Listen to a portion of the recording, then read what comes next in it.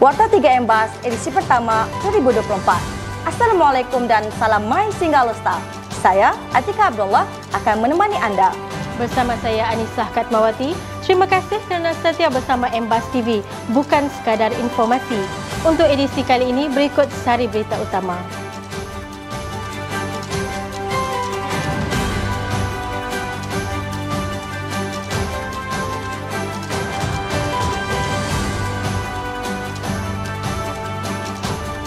Kempen My Singgah Alostar 2024 terus dipergiat. Ikon pelancongan di Alostar bakal diberi nafas baru. KPKT terus fokus dalam menaik taraf infra di semua PBT demi kesejahteraan rakyat.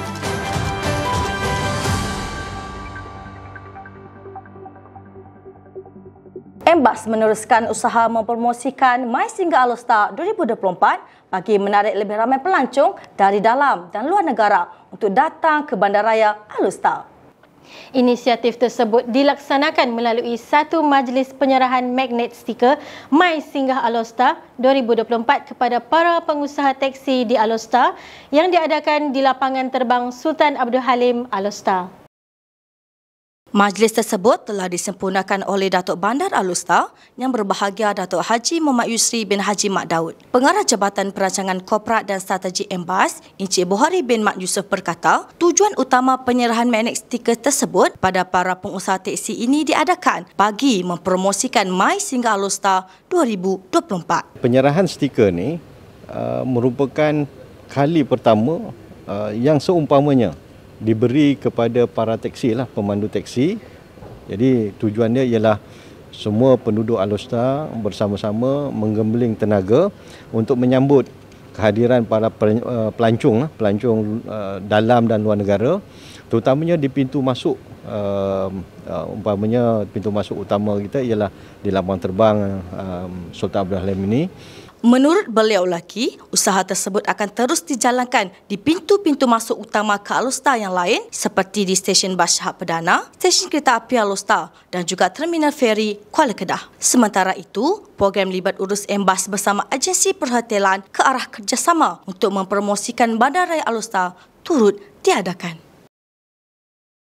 Embas terus komited memastikan sektor pelancongan di Alostar dapat diterima baik oleh semua lapisan masyarakat. Bagi memastikan objektif tersebut tercapai, satu lawatan Embas bersama Esko Pelancongan Kebudayaan dan Keusahawanan Negeri Kedah, YB Datuk Haji Muhammad Saleh bin Saidin, telah diadakan ke beberapa lokasi pelancongan di Alostar bagi membincangkan mengenai cadangan menaik taraf dan pembaikan yang telah dirangka oleh Embas selaras dengan program My Singgah Alostar 2024 dan Tahun Melawat Kedah 2025.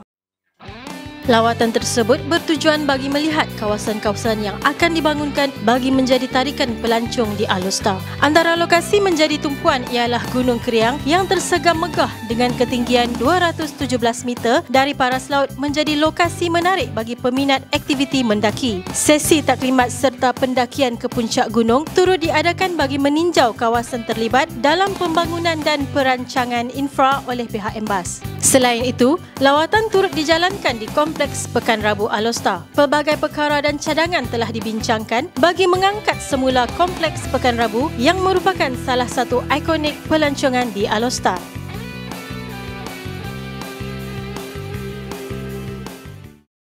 Kementerian Pembangunan Kerajaan Tempatan KPKT melalui Jabatan Kerajaan Tempatan JKT terus memberi fokus dalam menaik taraf infrastruktur awam di semua peringkat pihak berkuasa tempatan PBT demi kesejahteraan rakyat.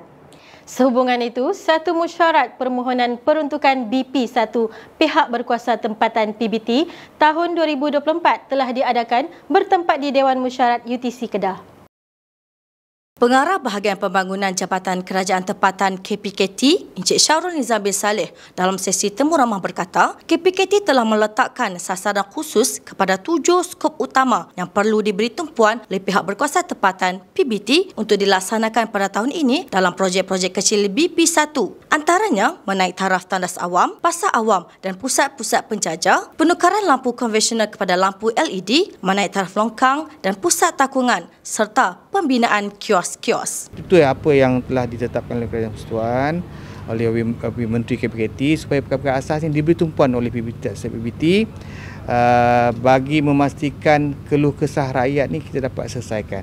Selepas itu barulah kita bergerak kepada perkara yang lebih besar lagi. Jadi ini saya rasa ini bertepatan lah dengan apa yang KPKT sediakan tahun ini dan akan disambut nanti dengan Tahun Melawat Kedah yang saya yakin dengan apa yang dilaksanakan oleh Majlis Bandar Alor khususnya dan juga PBT lain di kawasan Kedah pasti dapat memberikan satu pengalaman yang lebih baik kepada para pelancong.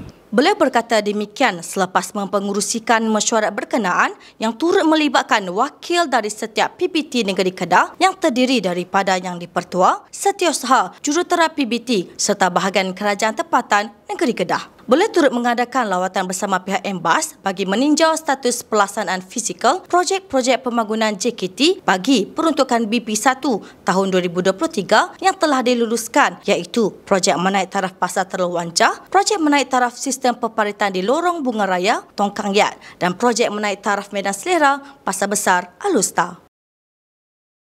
Projek mural kini menjadi daya tarikan terbaru untuk pelancong datang ke Bandaraya Alor Star. Projek yang dilaksanakan oleh pihak Embas itu untuk menghidupkan kembali kawasan tumpuan orang ramai dengan aktiviti ekonomi dan sosial yang berterusan.